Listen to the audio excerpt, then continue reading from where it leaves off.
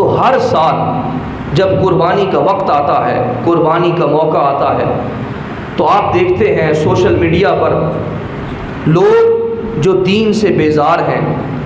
وہ اعتراضات کرتے ہوئے نظر آتے ہیں کہ اتنا پیسہ مسلمان خرچ کرتے ہیں، غیروں کی طرف سے تو اعتراضات ہوتے ہی ہیں، مگر ان غیروں کو خوش کرنے کے لیے کچھ ہمارے لوگ جو اپنے آپ کو لبرل کہلاتے ہیں اور اپنے آپ کو جدید دور کے لوگ سمجھتے ہیں، وہ بھی ان اعتراضات کو کرتے ہوئے نظر آتے ہیں۔ کہتے ہیں کہ ہر سال مسلمان قربانی پر اتنے جانوروں کو قربان کرتے ہیں، اربوں کھربوں روپیہ خرچ ہوتا ہے، تو کیا ان پیسوں کو اکٹھا کر کے کوئی فلاح و بہبود کا کام کیا جائے، کوئی اسکول بنائے جائیں، کوئی کالجز بنائے جائیں، کسی غریب کی مدد کی جائے، یتیم خانے بنائے جائیں، بیواؤں کی مدد کی جائے، تو اس جیسے اعتراضات کرتے ہوئے نظر آتے ہیں۔ حاضرین محترم، اس کا ایک جواب تو نقلی جواب یہ ہے کہ آقا کریم علیہ السلام نے ارشاد فرمایا کہ قربانی کے دن، عید الاضحیٰ کے دن اللہ رب العزت کے ہاں سب سے جو محبوب عمل ہے وہ جانور کا خون بہانا ہے۔ اللہ رب العزت کی بارگاہ کے اندر سب سے پسندیدہ اور محبوب عمل یہ ہے کہ جانور کا خون بہایا جائے۔ تو اس دن اللہ رب العزت کو سب سے محبوب اور پسندیدہ عمل ہی جانور کا خون بہانا ہے۔ پہلا جواب تو یہ ہے۔ اور عقلی جواب اگر دیا جائے تو وہ یہ ہے کہ کتنی کمپنیاں ہیں وہ اپنی کمپنیوں کے جشن کے طور پر کروڑوں روپیہ خرچ کرتے ہیں، کبھی 20 سالہ پروگرام پر، کبھی 10 سالہ، کبھی 25 سالہ، سال گزرنے کے بعد خوشی کے طور پر پروگرام کا انعقاد کرتے ہیں، پروگرام کو منعقد کرتے ہیں۔ تو عزیز محترم، تب ان کو غریب یاد نہیں آتے، تب ان کو مساکین یاد نہیں آتے، مگر جب مسلمان قربانی کرتا ہے اور اللہ رب العزت کا قرب حاصل کرنے کے لیے جانور کا خون بہاتا ہے، تو اس وقت ان کو مسلمانوں کو شکوک و شبہات کے اندر پیدا کرنے کے لیے، ان کے عقائد کو، ان کے نظریات کو ٹھیس پہنچانے کے لیے اس وقت ان کو یہ ساری چیزیں یاد آتی ہیں۔ غریب بھی یاد آتے ہیں، مسکین بھی یاد آتے ہیں، اور سکول بھی یاد آتے ہیں، فلاح و بہبود کے کام بھی یاد آتے ہیں۔ تو عزیز محترم، یہ حق کا راستہ ہے، اور جو حق کے راستے کا انکار کرتا ہے وہ یقیناً شیطان کی پیروی کر رہا ہوتا ہے۔ عزیز محترم، ایک اعتراض تو یہ کیا جاتا ہے۔ دوسرا اعتراض یہ کیا جاتا ہے کہ مسلمان اتنے جانوروں کو ہر سال قربان کرتے ہیں، جانوروں کو ذبح کیا جاتا ہے، تو یہ جانوروں پر بے رحمی کی جاتی ہے، جانوروں کو ذبح کرنا، ان پر بے رحمی کی جاتی ہے۔ حاضرین محترم، اگر اسلام کا مطالعہ کیا جائے، تاریخ کا مطالعہ کیا جائے، آقا کریم علیہ السلام کی سیرت و سنت کا مطالعہ کیا جائے، تو آقا کریم علیہ السلام کے فرمودات کے اندر، اسلام کے اندر جس قدر جانوروں کے حقوق کو بیان کیا گیا ہے، اس کی مثال کسی دوسری مذہب کے اندر، کسی دوسرے معاشرے کے اندر نہیں ملتی۔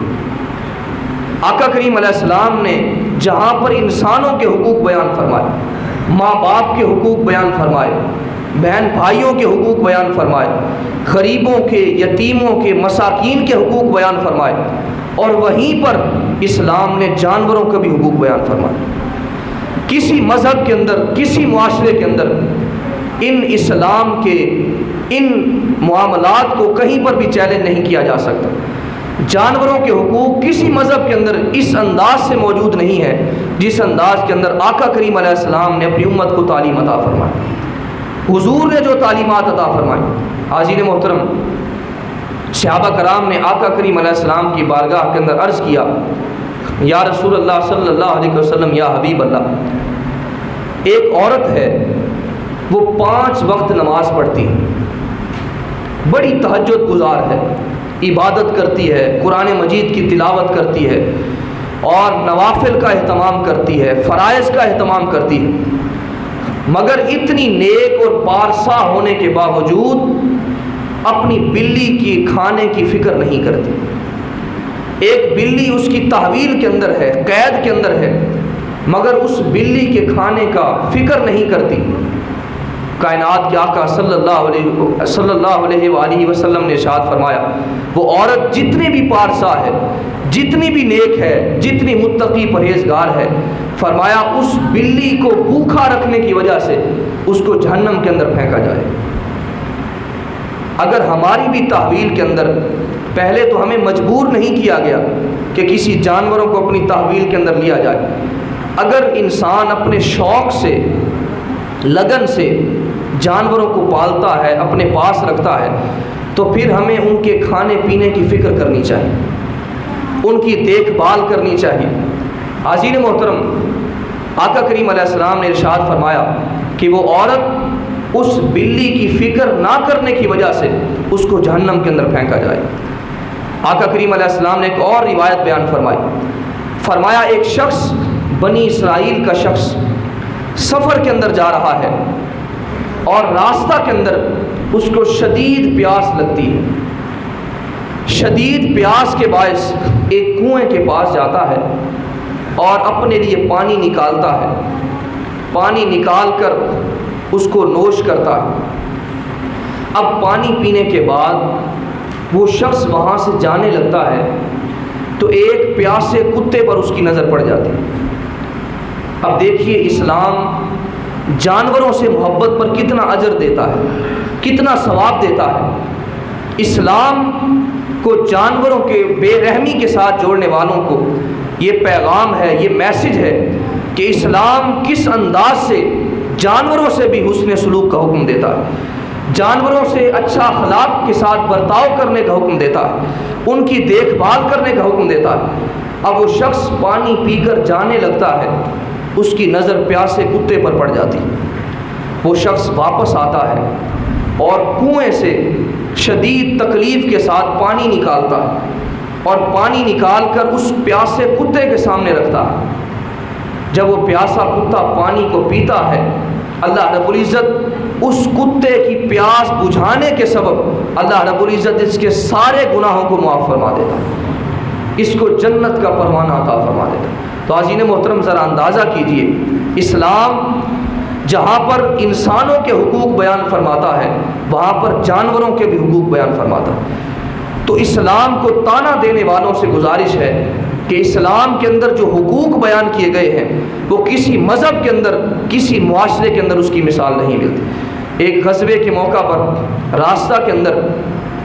ایک صحابی نے گھونسلے سے چڑیا کے بچوں کو اٹھا لیا اور آقا کریم علیہ السلام جلوہ گر ہیں، ایک چڑیا آتی ہے اور بار بار حضور کے گرد چکر لگاتی ہے۔ سب کی بولی سمجھنے والے آقا صلی اللہ علیہ وآلہ وسلم پوچھتے ہیں کہ اس چڑیا کو کس نے پریشان کیا؟ ایک صحابی عرض کرتے ہیں، یا رسول اللہ، میں نے اس کے بچوں کو اٹھایا۔ آقا کریم علیہ السلام نے سختی فرمائی، تنبیہ فرمائی، فرمایا جاؤ اس کے گھونسلے کے اندر اس کے بچوں کو واپس چھوڑ کر آؤ۔ تو حاضرین محترم، اسلام جانوروں کے بھی حقوق بیان فرماتا۔ تو اسلام کو کہا جاتا ہے، اعتراض کیا جاتا ہے کہ ہر سال اتنے جانوروں کو قربان کرتے ہو اور اتنے جانوروں کو قربان کر کے تم یہ بے رحمی کرتے ہو، جانوروں کی نسل ختم کرنا چاہتے ہو۔ حاضرین محترم، یہی لوگ اسپین کے اندر جب ہزاروں بیل نیزوں اور چھریوں کی نظر ہو جاتے ہیں اور کہا جاتا ہے کہ یہ ہمارا کھیل ہے، اور ڈنمارک کے اندر جب ہزاروں ڈولفن کو سمندر کے اندر مارا جاتا ہے، ان کو نشانہ بنایا جاتا ہے، سینکڑوں افراد ہزاروں ڈولفن کو سمندر کے اندر مارتے ہیں، جس کی وجہ سے کافی وقت تک اس کا پانی سرخ رہتا ہے، اور اس کو بھی اپنا تہوار کہا جاتا ہے کہ ہمارا تہوار ہے، مہرجان تہوار ہے جس کو ہم مناتے ہیں۔ اسی طرح یہودی ہزارہا مرغیوں کو پتھروں پر مارتے ہیں، اور ان کا عقیدہ یہ ہے کہ ہم پتھروں پر اس لیے مارتے ہیں کہ اس کے ساتھ ہمارے گناہ معاف ہوتے ہیں، ہمارے گناہوں کی بخشش ہوتی ہے، لہٰذا ہم مرغیوں کو پتھروں پر اس وجہ سے مارتے ہیں۔ عیسائی جب سال شروع ہوتا ہے تو پہلے دن بھارتی پرندوں کو نشانہ بناتے اور پرندوں کو نشانہ بنا کر ہزاروں کی تعداد کے اندر پرندوں کو کاٹتے ہیں، نشانہ بناتے ہیں، اور اس دن کو وہ مقبول کھانے کے طور پر مناتے ہیں کہ آج کا دن ہمارے مقبول کھانے کا دن ہے۔ تو اگر یہودی، عیسائی اور اسپین کے اندر، ڈنمارک کے اندر ہر جگہ پر جانوروں کی بے توقیری کی جائے اور ان کو ختم کیا جائے اور ان کو مارا جائے، بے رحمی کی جائے، تو وہاں پر ان کا اعتراض نہیں کرتے اور کہتے ہیں کہ یہ ہمارا کھیل ہے، یہ ہمارا تہوار ہے، اس سے ہمارے گناہ معاف ہوتے ہیں، یہ ہمارا مقبول کھانا ہے۔ مگر جب مسلمان چھری بھی اپنی تیز کرتا ہے اور چھری تیز کر کے جانور کو پانی پلا کر اللہ رب العزت کی رضا حاصل کرنے کے لیے جب جانور کی قربانی کرتا ہے تو اس پر بے جا اعتراض کیا جاتا ہے کہ یہ جانور کے ساتھ بے رحمی کرتے ہیں۔ تو عزیز محترم، ایک طرف حق ہے، اللہ رب العزت کا دین ہے، برحق دین ہے جو آقا کریم علیہ السلام لے کر آئے ہیں، اور دوسری طرف شیطانی وسوسے ہیں، شیطانی اعتراضات ہیں۔ تو یقیناً حق کے مقابلہ کے اندر شیطان آیا کرتا ہے، مگر شیطان پاش پاش ہو جایا کرتا ہے، شیطانی ہتھ کنڈے، شیطانی اعتراضات رد ہو جایا کرتے ہیں، مگر جو بلندی ملتی ہے وہ دین برحق کو ملا کرتی ہے۔